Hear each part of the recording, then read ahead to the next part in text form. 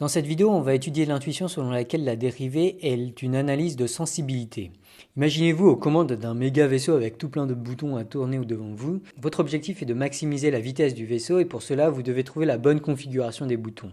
Ce que vous allez faire, c'est sans doute tourner chaque bouton légèrement dans un sens et voir comment la petite variation de la position du bouton modifie la vitesse du vaisseau.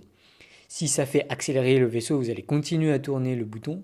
Si ça le ralentit, vous allez vous mettre à tourner le bouton dans l'autre sens.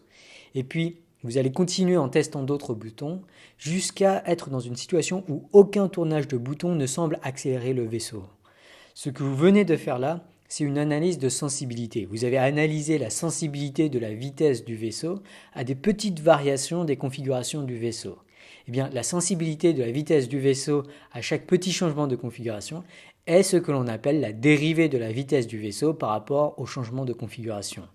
En physique, il est de coutume d'appeler dx la petite variation de configuration et dv la variation de vitesse que ça implique. Eh bien, la dérivée s'obtient en faisant la division dv divisé par dx.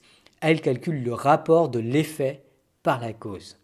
Cette vision est très utile pour optimiser les machines en général, mécaniques ou autres.